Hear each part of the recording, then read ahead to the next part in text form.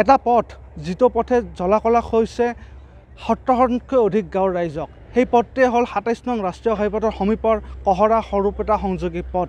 এই মুহূৰ্তত মই উপস্থিত আছোঁ কহৰা সৰুপেটা সংযোগী পথটিত, আৰু এই পথটি দুৰাৱস্থাই এতিয়া জলাকলা খুৱাইছে ৰাইজক। এই পথটি দুখনকৈ সাঁকো আছিল, কিন্তু সাঁকো দুখনো এতিয়া দুৰাৱস্থাত পৰিণত হৈছে। মোৰ স্থানীয় ৰাইজ উপস্থিত আছে। কিদৰে বিধ্বংসী হৈছিল এই পথটো আৰু বৰ্তমান কি অৱস্থাত আছে আৰু কেনেকৈ সঁহাৰি পাইছে স্থানীয় বিধায়কৰ, সেই কথা আমি জানিবলৈ বিচাৰিম।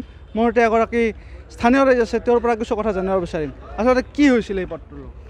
পোনপ্ৰথমতে এনি ভাৰতক আমি ধন্যবাদ জনাইছোঁ যে আপোনালোকে আমাৰ এই কহৰা গাঁৱৰ যিটো সমস্যা, সেই সমস্যাটো অসমৰ ৰাইজক দেখুৱাবৰ কাৰণে আপোনালোকক অশেষ ধন্যবাদ দিছোঁ।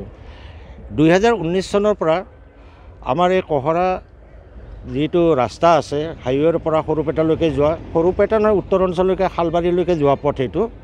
ইয়াত হাজাৰ হাজাৰ মানুহ অহা যোৱা কৰে, ক'বলৈ গ'লে ছাত্ৰ ছাত্ৰীৰ পৰা আদি কৰি। কিন্তু 2019 চনৰ পৰা আমি ইমানখিনি আবেদন কৰিও আমি কোনো সঁহাৰি নাপালোঁ। আগৰ যিজন আমাৰ জনপ্ৰতিনিধি আছিল AODFৰ পৰা, তেখেতৰ ওচৰত যোৱাতে তেখেতে কয় আপোনালোকে আমাক ভোট দিয়া নাই, সেই গতিকে নবনালোঁ। তাৰপিছত পৰৱৰ্তী সময়ত আহিলে আমাৰ মাননীয় ফণীধৰ তালুকদাৰ, তেখেতে AODFৰ পৰা ইলেকশ্যন খেলিলে, আমি বিপুল ভোটত তেখেতক জয়যুক্ত কৰালোঁ। তাৰপিছত তেখেতে তাৰ পৰা পদত্যাগ কৰি আকৌ বিজেপিৰ পৰা উঠিলে, বিজেপিতো আমি তেখেতক ভোট দি জয়যুক্ত কৰালোঁ। তেখেতে আমাক কৈছিলে বোলে যে আমি এই ৰাস্তাটো মই বনাই দিম। তাৰপিছত তেখেতে বিজেপিত যোৱাৰ পিছত কি হ'ল, তেখেতে কি কয় যে আপোনালোকে আমাক ভোট দিয়া নাই, সেই গতিকে আপোনালোকৰ ৰাস্তাটো আমি এইটো বনাই নিদিওঁ। এতিয়া AODFে কয় আপোনালোকে ভোট দিয়া নাই, এখেতে কয় আমি ভোট দিয়া নাই। তেতিয়াহ'লে আমি ভোটবিলাক যে দিছোঁ, আমি তাৰ পৰা কি পাইছোঁ আমি ৰাইজৰ চৰকাৰৰ ফালৰ পৰা? তেখেতে কোনোদিন আমাক এইবিলাক আমাৰ এই ৰাস্তাটো ছিগিছে 19 চনৰ পৰা তেওঁ এবাৰ খোজ নিদিলে ফণীধৰ তালুকদাৰে। তেখেতৰ ওচৰত গ'লে কয় বোলে যে আপোনালোকে ভোটেই দিয়া নাই আপোনাৰ। গতিকে এনেকুৱা অৱস্থাত আমি আছোঁ। ইয়াৰ পৰা কিমান ছাত্ৰ ছাত্ৰী, কলেজীয়া ছাত্ৰ ছাত্ৰীবিলাক বজালিত যায়, পাঠশালা কলেজ আছে, ইয়াত আছে। চিকিৎসাৰ কাৰণে যিবিলাক মানুহ আমাৰ যাবলগীয়া হয়, আমি কহৰাৰ পৰা ভাৰেগাঁও হৈ কলবাৰী হৈ আমি তেনেকৈ ভৱানীপুৰ হৈ ঘূৰি আহিব লাগে। এখন এম্বুলেঞ্চ নাহে গাঁৱত। কিমান মানুহৰ হাৰ্ট এটেক হ'ল, কিবা হ'ল, এম্বুলেঞ্চক ফোন কৰিলে কয় আপোনালোকৰ তাত যোৱা ৰাস্তাই নাই, আমি কেনেকৈ যাম? গতিকে আমি ইমানখিনি কষ্টত আছোঁ। এতিয়া আমি মাননীয় মুখ্যমন্ত্ৰী অসমৰ হিমন্ত বিশ্ব শৰ্মাদেৱলৈ এটা অনুৰোধ কৰিছোঁ যাতে তেখেতে আমাৰ এই ৰাস্তাটো অতি সোনকালে আমাক কৰি দিয়ে। বৰ্তমান এতিয়া বাৰিষা আহিছে, এতিয়া তেখেতক আমি কৈছিলোঁ যে আমাৰ এখন পকী দলং হ'ব লাগে। এতিয়া পকী দলংটো নাইয়ে, নহ'ব, এতিয়া বাৰিষা আহিছে। কমচে কম আমাক মানুহখিনিক অহা যোৱাৰ কাৰণে সাঁকো এখন দিব লাগে, দুখন সাঁকো লাগে আমাক। আৰু আমি তেখেতক অনুৰোধ কৰিছোঁ আমাৰ এখন পকী দলং হ'লে হ'ব, আৰু হাইৱেৰ ওচৰত যিখিনি আমাৰ ছিগা আছে ঠাইডোখৰ, এইখিনি তেখেতে মাটিৰে আমাক পুতি ৰাস্তাটো ঠিক কৰি দিলে আমি নথৈ আনন্দিত হ'ম।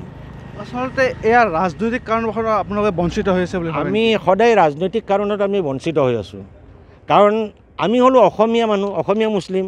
AODFৰ MLA হৈছে 10 বছৰ, তেওঁ কয় যে আপোনালোকে আমাক ভোট দিয়া নাই। এতিয়া আমাৰ বিজেপিৰ MLA জনে কয় আপোনালোকে মুছলমান, আপোনালোকে ভোট দিয়া নাই। আমি সিহঁতৰ মাজতো এটা কথাতে কয় নহয় যে বগৰীৰ লগত উলু পুৰা যায়, গতিকে আমি উলুও পুৰিছোঁ। মোৰ আৰু এগৰাকী স্থানীয় ৰাইজ আছে, তেওঁৰ পৰা কিছু কথা জানিব। কি ক'ব এই বিষয়লৈ আপোনাক ক'বলৈ গ'লে আপোনাৰ এনেকুৱা হৈছে, আমাৰ এতিয়া তাৰমানে আমাৰ এইফালে মোটামুটি 20খনমান গাঁও আছে।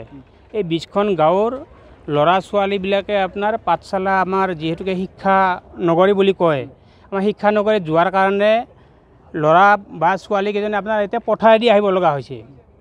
এই যেতিয়া পানী হ'ব, পানী হোৱাৰ লগে লগে তেওঁলোকে কি কৰিব লাগিব, আপোনাৰ 9-10 কিলোমিটাৰ মানে সৰুপেটা ভৱানীপুৰ হৈ ঘূৰি কিনে আপোনাৰ পাঠশালালৈ যাব লাগিব। আপুনি চাওক, এনেকুৱা অৱস্থাত যদি সেই কণ ল'ৰা ছোৱালীবিলাকৰ এনেকুৱা কষ্ট হয়, আপুনি চাওক ভৱানীপুৰ সৰুপেটা হৈ যাব লাগিলে কিমান কষ্ট হয় আপোনালোকে নিজে উপলব্ধি কৰিব একবাৰ। তাৰ কাৰণে আমি নিশ্চয় একবাৰ অনুৰোধ কৰিছোঁ মুখ্যমন্ত্ৰী মহোদয়ক, যাতে আমাৰ যিটো আমাৰ এই ৰাস্তাত যিটো আমাৰ ডাঙৰ বহলকৈ যিটো ভাঙা আছে, সেইখিনিত যাতে তেখেতে এখন দলং এখন দিলে আমি নিশ্চয় আমাৰ এই অঞ্চলৰ ৰাইজে আনন্দিত হ'ব। আৰু লগতে আমাৰ ওচৰত এইখিনি ভাঙা আছে, এইখিনি আমি মাটিৰে পুতি দি ৰাস্তাটো বনাই দিলে আমি নিশ্চয় সুখী হ'ম বুলি আশা কৰিলোঁ। কেইবছৰ ধৰি এনেকৈ আপোনালোকে ভুগি আছে?